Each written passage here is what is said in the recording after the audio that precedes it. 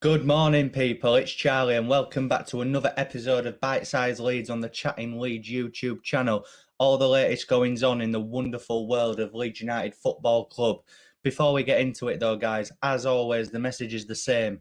Please smash the like on the video if you enjoy. Please subscribe for more content as well, and comment your opinions. So, yeah, let's get into the video, guys.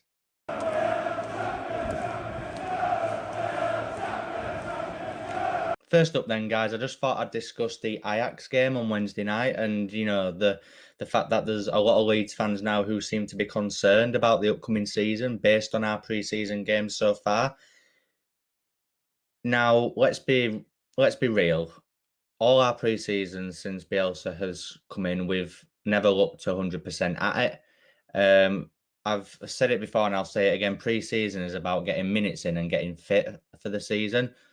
The results do not matter.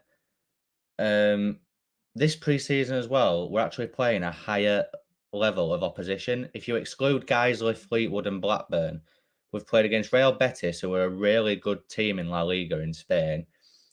And then on Wednesday, we played against Ajax, who are an elite European club who consistently play in the Champions League season after season.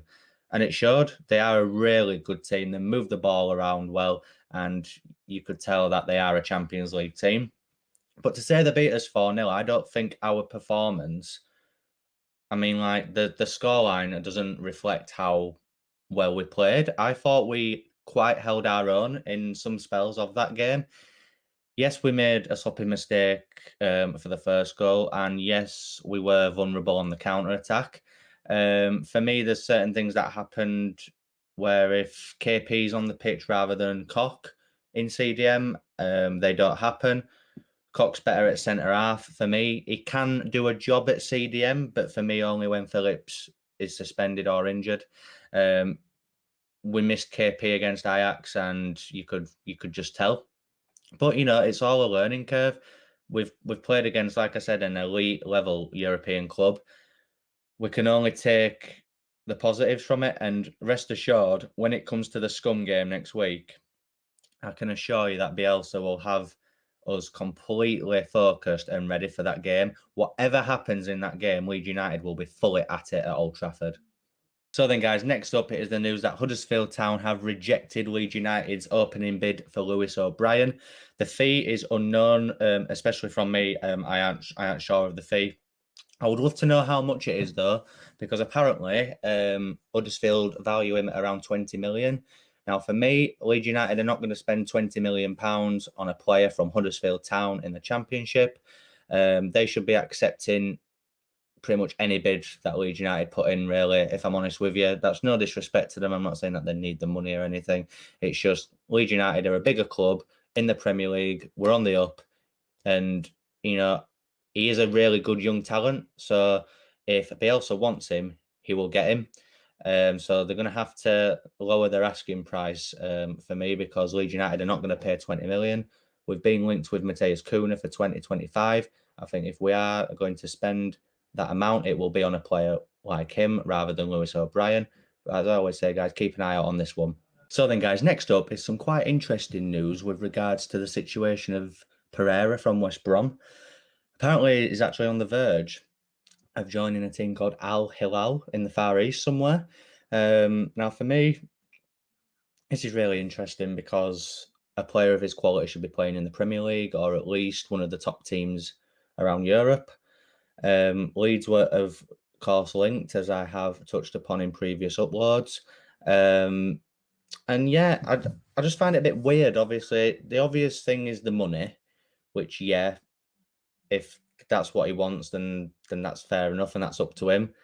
But surely he would have wanted to play in the Premier League, whether that's for Leeds or any other club. I just find it a bit baffling, really, guys. Hit me up in the comments what you're thinking about that. Like, what's his intentions there?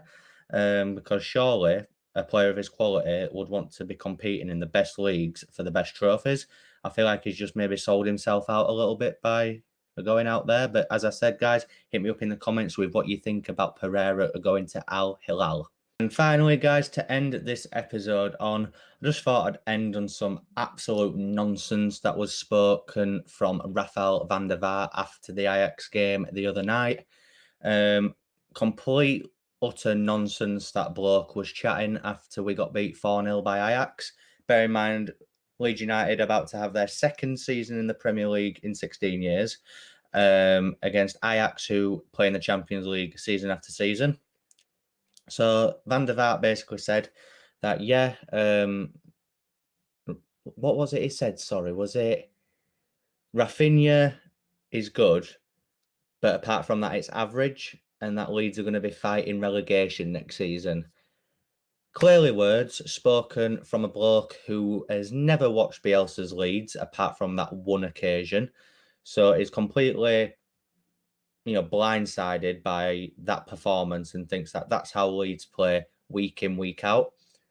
All Leeds fans and anybody that has ever watched a Leeds United game ever knows that win, lose or draw, we go for it against any team.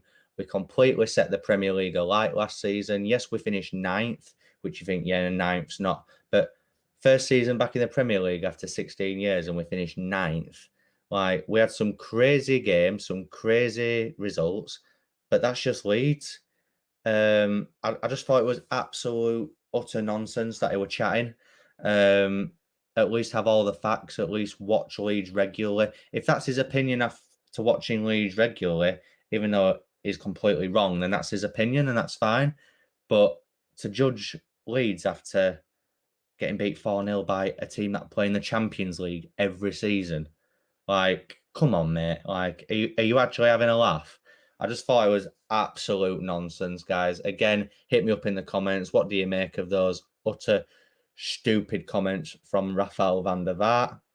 And yeah, that's the end of this video, guys. I just want to say a massive thank you for all the support on the videos of late. It really does mean a lot. I'm really wanting to grow a good community on my channel. I have started a TikTok as well called Chatting Leeds Vlogs, if you want to go check that out.